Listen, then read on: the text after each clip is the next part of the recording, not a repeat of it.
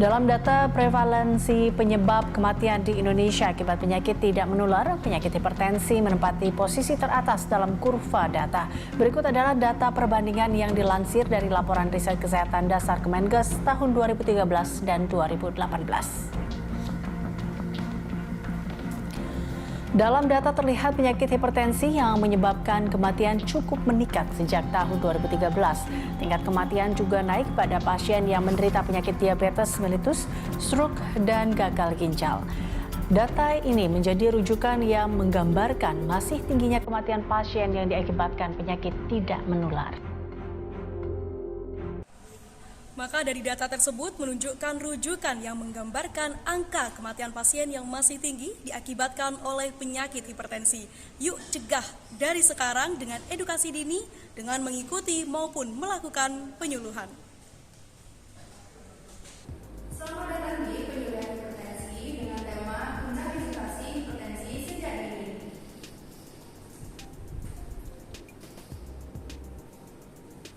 Nah, bahaya bila kita terkena hipertensi ini bisa terkena gangguan ginjal, gangguan saraf, dan serangan jantung.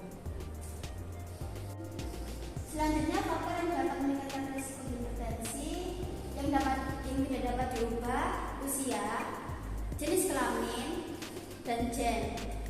Yang dapat diubah: merokok, konsumsi alkohol, stres, dan garam yang berlebihan.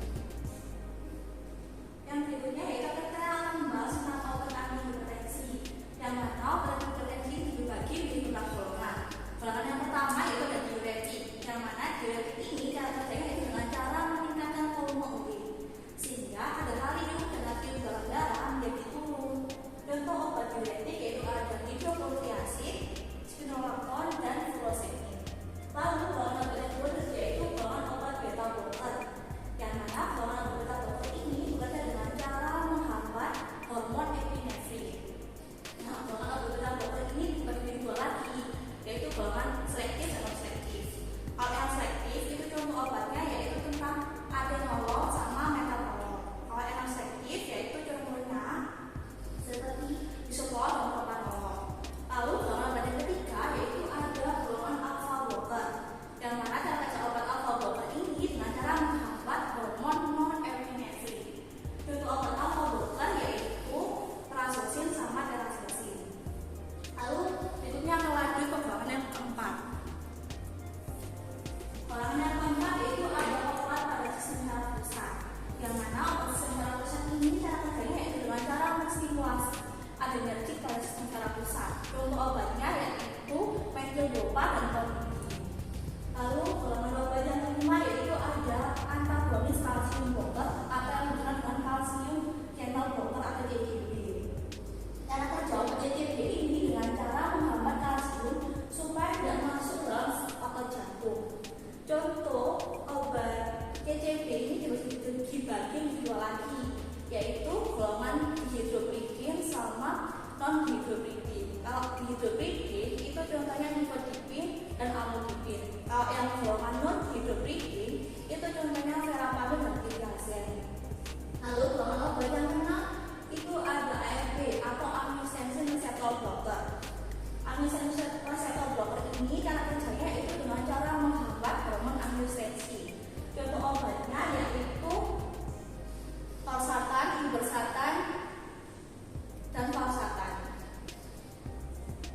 Juga ada obat angiotensin converting enzyme inhibitor atau ACE inhibitor. Merupakan suatu obat yang menghambat enzim ACE sehingga angiotensinogen diubah menjadi angiotensin 1 pada sistem RAA di ginjal. Contoh obatnya itu ada captopril, lisinopril, dan ramipril.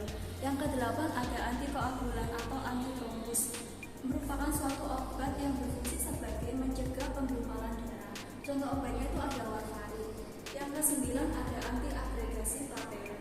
Merupakan suatu obat yang berfungsi sebagai pengencer darah. Itu contohnya ada acetosal dan clopidogrel. Nah, selanjutnya itu ada trombolitik yang berfungsi sebagai anti penggumpalan darah. Contoh obatnya itu ada streptokinase. Selanjutnya ada antihiperlipidemia. Merupakan suatu obat mencegah pembentukan lemak darah. Contohnya itu ada simvastatin, gefibrosil, dan fenvitrol. Ya, selanjutnya itu ada